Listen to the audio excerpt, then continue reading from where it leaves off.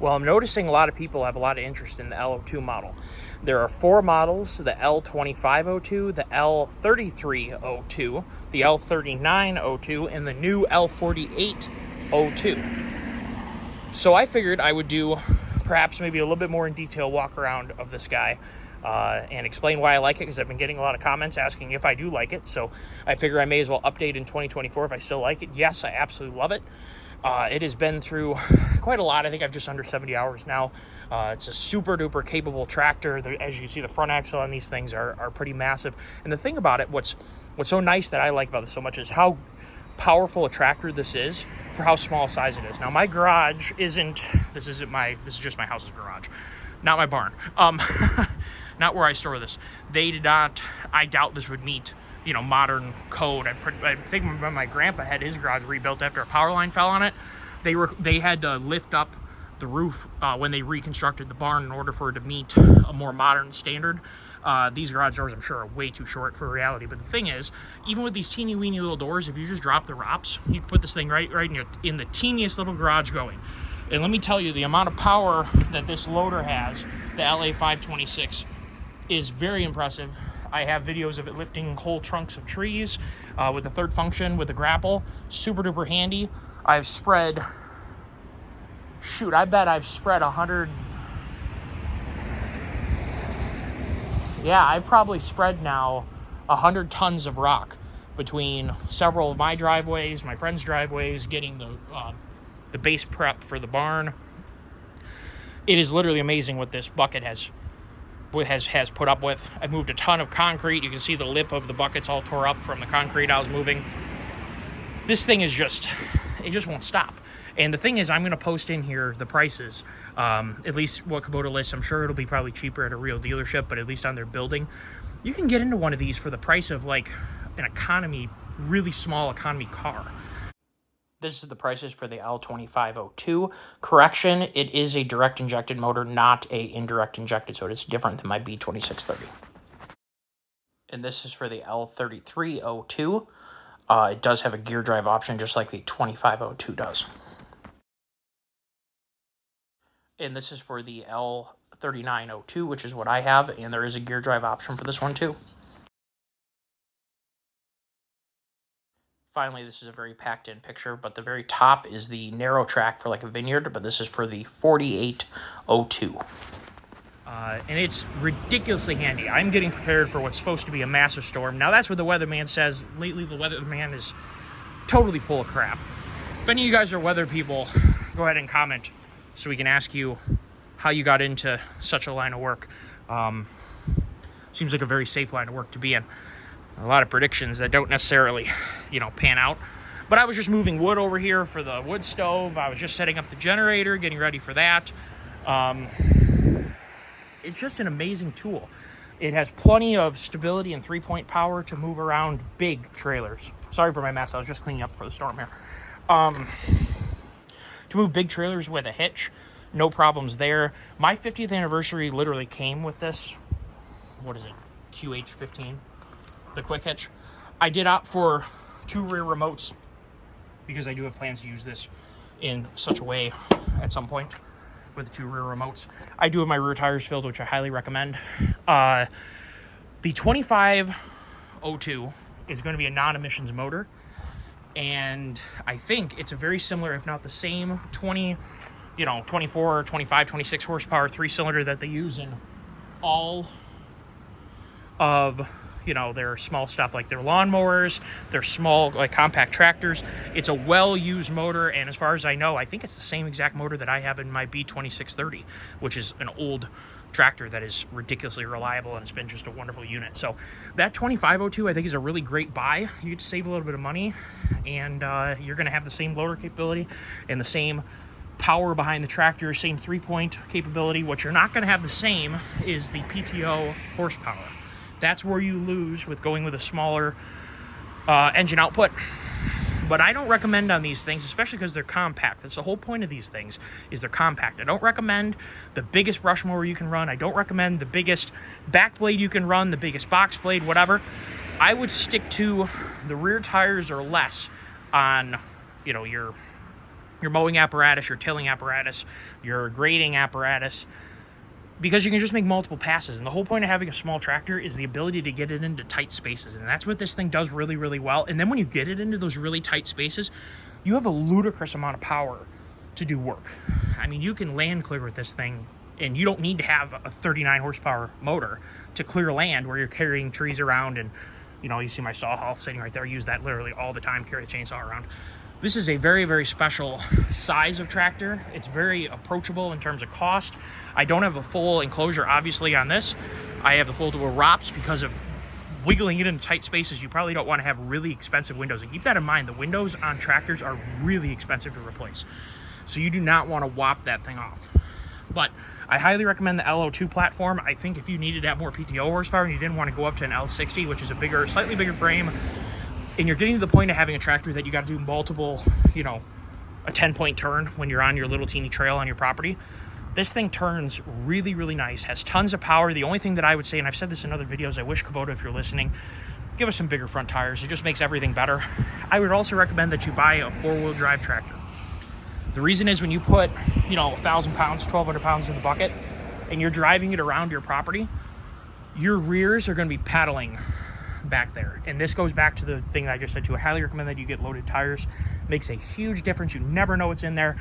I drive this thing over grass all the time. It doesn't tear the ground up at all.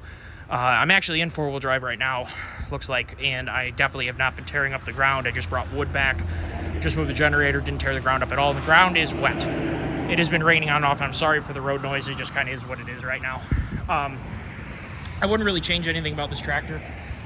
The steering is tucked up quite a ways with a good bit of armor on your, you know, your pivoting portion of your steering. They do angle up your bars or your tie rods up in the air a good bit. It is super duper strong, and look how big. I mean, I have fairly big hands. I wear extra large gloves, and you know, that is a very big front axle. This thing is definitely built to work. I have 70 hours on it, and probably, shoot, I'll bet 30 hours of that is moving rock. Yeah, I'll bet, yeah, 30 hours of that's moving rock, I'm gonna guess. It's been super duper reliable, no seal problems. I keep this thing amply greased. Highly recommend that you purchase a good grease gun. John Deere makes a great grease gun. I've never owned the Kubota branded grease gun, but highly recommend the John Deere one. Works awesome for me. We have a bit of a history of hating grease guns around here, so I found that the John Deere one really works quite well for your money. The oil change is super easy to do on this. There is 2 drain plugs that you need to make sure you drain both of them. You know, you have your standard water separator, you have transmission filters to do at some point. Engine oil, I think, is called for at 50 hours, something to keep in mind. It's just a really nice tractor. There's ample room to work here. The hood, you know, comes all the way up, and then the side pieces will come off if you really needed to get in there. I only needed to, let's see here, your dipstick's right here. Oil drains are down there, and I'm assuming the 25 is a similar setup. Now, mine did come with this brush guard. I highly recommend having something to protect it. As you see, I've used it. And your engine oil filter, you know, it's not terrible. It's right there, pretty easy to get to. What else can I say about this guy? It is a macho little tractor. It definitely pulls its weight. And the thing about it is you can fit it in tight spaces. You could easily tow this with a 1/2 ton. Or if you have one of those, you know, if you have a light trailer, say you have a, you know, a trailer that's built very smartly where it doesn't weigh a whole ton, I think you could easily tow this with like a heavy towing package on like a Jeep Gladiator, or a Ranger with the heavy towing package, the Colorado with a heavy towing package. Maybe, I don't know what Tacoma, I guess I don't really know that much about Tacomas.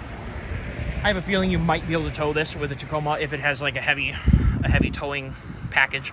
I think this whole unit weighs about, I've never weighed it, but based upon the specs and whatever, I think it weighs about 3,500 pounds by the time you have filled tires on here before you put, with the loader, before you put extra implementation on the back. So you could get away with, you know, two 3,500 pound axles if the trailer is built extremely lightweight. You could probably, you know, get away with that because the trailer's probably going to weigh about 1,200 pounds, probably. So I think you could get away with that and be under, you know, the 7,000 to 8,000 pound towing capacity that is now on these, you know, bigger quarter-ton trucks if you want. And for sure, if you have a half-ton, no problem. You know, you can put this thing in a dump trailer and tow it with a half-ton, you're not going to have much of a problem. It's super duper easy to deal with as a homeowner. It's really excellent sized for doing, you know, small chores, moving mulch, put pallet. Man, I can't recommend this enough. I've already said third function valve, skid steer, quick connect. Please don't buy a tractor without having this stuff.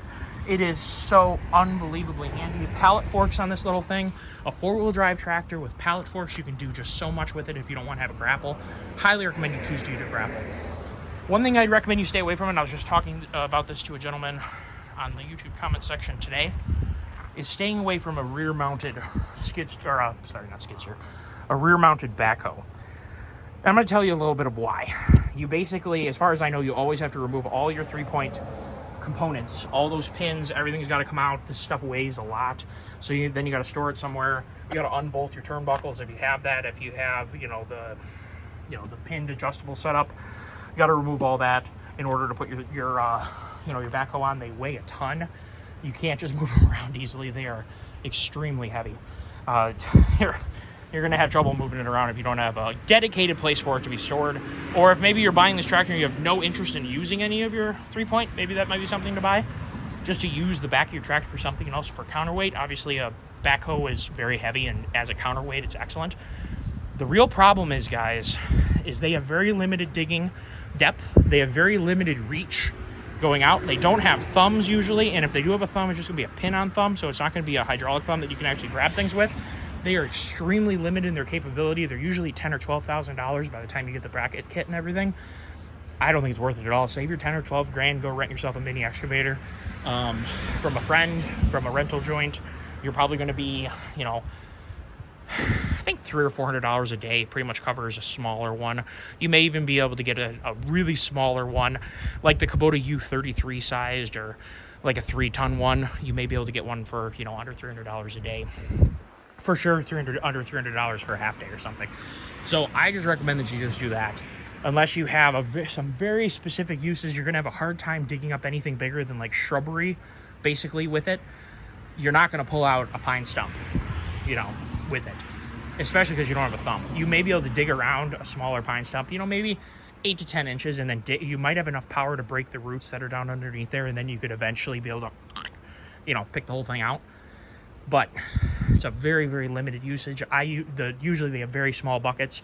So let's just say you want to have it for a 4-wheel drive tractor to be able to go trench in power wires under, underground surfaces, or maybe you want to put in French drains. Yeah, totally. I could see that. The thing is, are you going to put in enough French drains that it would be worth not just renting a mini excavator, then you have a dozer blade to work with too. So that's my point 2 on that. 0.02, not 20 cents worth, 2 cents worth. All tractors have way too small toolboxes. I was thinking about building a really cool toolbox setup for between the ROPS back here, because this little thing, I keep extra pins in here. Usually the tools end up working their way out of here. I usually have adjustable wrenches in here. And things end up in here that shouldn't be in here. God only knows why that's in there. Usually the things you really need have been removed from your toolbox, which is pretty funny. Like I said, I like to have 2 adjustable wrenches in there. A pair of channel locks is never a bad idea. And, a flat blade screwdriver and a Phillips screwdriver. Those are things you might want to keep in your toolbox, but, to be able to use it for other things. You maybe want to carry some extra chain in there for a chainsaw, or some tools for working on your chainsaw.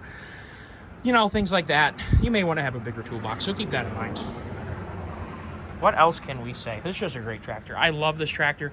It's kind of like buying an XL trim heavy-duty pickup truck with a big gas engine, kind of like my 7.3. It's a lot like that.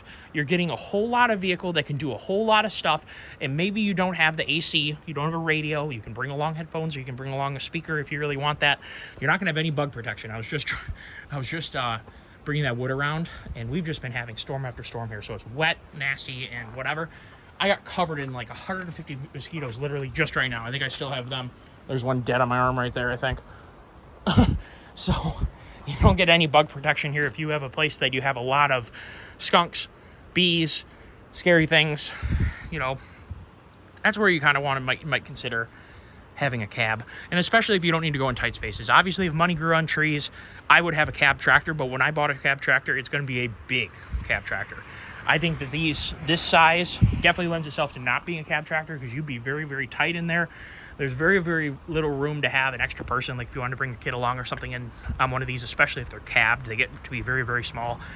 This being not an L60 series, has a fixed position steering column, which is more than out of the way for a big guy.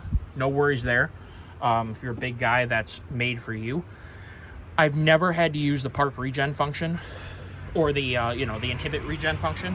I keep this thing, I try to keep idle to an absolute minimum. If I am working on something where I have another person close to me where I want to be able to hear their every move and I need to be able to pay attention, then I'll run it at idle and maybe 1,000 RPM where the motor is super duper quiet. Maybe 1,100. When you're moving around and you're carrying heavy things, this tractor, because of, not necessarily saying it's hydraulic limited, but you really can tell that if you were running, let's just say you had a lot of rock in the bucket and you were turning at 1,200 RPM, you're going to hear the pump struggling to turn the wheels, and you're going to feel it struggling to turn the wheels. So once you get this thing above 1,500-1,600 RPM, it's got tons of hydraulic flow to do everything you ever need to do. So if you consider your economy mode being 1,600 RPM, which is what I like to consider, I consider 2,100 to 2,200 my work mode, and then anytime I have a PTO on the back, I start off at 540 and I kind of see how she's doing. If I want to bring it down a little bit, maybe I'll bring it down to 22, and that just maybe saves a little bit of fuel. It is just winging the crap out of her, but at the same time, it is made to spin that fast. So don't worry, you're not going to zing the motor apart. One thing too, if you're shopping, generally people who are shopping Kubota are also shopping John Deere. One thing I want to say, I'm not a John Deere hater at all. I think they build excellent construction equipment. Their skid steers are top notch. Their excavators, the mini excavators and big excavators are obviously top notch. Their construction stuff is top notch. Their smaller stuff, I like the 1 Series, the 1025R, because it's a little bigger than the BX. It gives you a little bit more ass than just a garden tractor, and I think that's a spot that Kubota isn't maybe filling as well as it could. The B is a little too big. The B02, I think they call it now, is maybe a little bit too big to really be a small tractor. I think they really need to take a BX and they need to give it a little more ass, a little bit bigger tires, a little better loader, a little more room too. Wouldn't hurt anybody, especially your distance from here to the ground, and also seat to, just a little bit more room. But I just want to tell you guys, the Yanmar motors are ridiculously reliable. We find this in sailboats too. They are super duper reliable, really great motors. The problem is they don't really make a whole lot of bottom end torque. The Kubota, whether it be in a sailboat motor, in a gen motor, or an equipment motor like this, it really has a lot more bottom end torque. You have to wing the crap out of a Yanmar and a John Deere to really do anything with that thing. They basically don't do anything below 2,000 RPM. You just got to wing the crap out of them to really work with them. This thing you could do at about 1,200, 1,400 RPM, what you can do with a Yanmar motor in the same tractor. And on smaller tractors, like the same motor that's in this, for the L2502, same motor that's in, I think it's the same motor, at least has the same specs as my B2630. And that's a lot older tractor, keep in mind. And that competes very well, or similarly to the 2 Series John Deere, the 225 or whatever the heck 2025, or on John Deere is their crazy setup. What I'm getting at is I can do at idle in my dad's B2630 what you can do in a 2 Series with a 25 horsepower motor, so 25, 26, whatever. It's a huge difference with a Yanmar motor. You can really tell when you fire them up too. They just really seem to not really want to run that well at idle. Just a really different motor, and I really like, to me it kind of runs like a big block, if you want. These things have got tons of torque, and that's not saying that you can't, a big, large cubic inch small block rocks too. You could have you have a 350 Chevy, and then you had a 366 big block Chevy. If you put them in the same dump truck, I guarantee you're going to want to have the 366 big block over the 350 small block, or even a 400 small block. A 400 small block versus 366, I'll take a big block every day of the week. More stroke, more torque. It's going to make more power down low. And that's kind of the way these Kubota motors seem to want to run. And yes, this is where I got my unit from, and they no longer are a thing. They unfortunately now are a Sunbelt rental. So I need to remove all those stickers because it's not doing any good. But yeah, this is a wonderful tractor. I would love to have one. If money grew on trees, I would keep this tractor. I would buy an L2502 just because I think that motor rocks. That 3-cylinder, indirect injected, simple motor, no DPF, no nothing. Have that as just an awesome work utility tractor. I would totally own one of those 100%. I don't have any knowledge of the 3302. As far as I know, it is different than the 33 horsepower Kubota that was a little bit problematic. That is a different motor than that one. I don't remember what that guy. Well, maybe it was the L3301. Maybe that was the one that was troublesome. Maybe it was a BX33.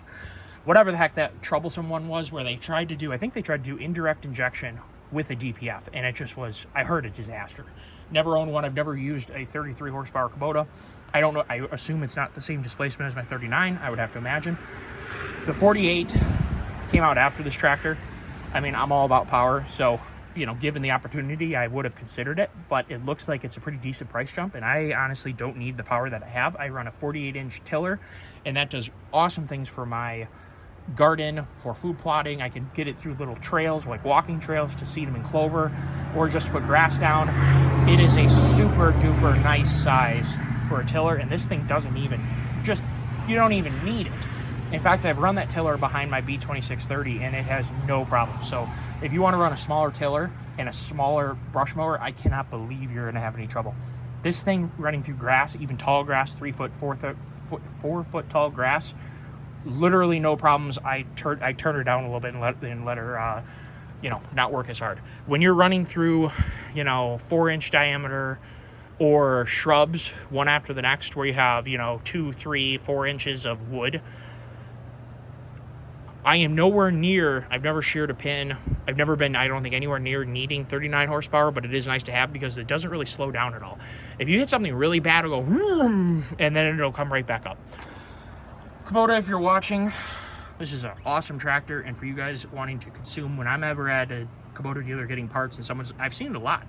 A lot of people are really eyeing that L29 or 2502.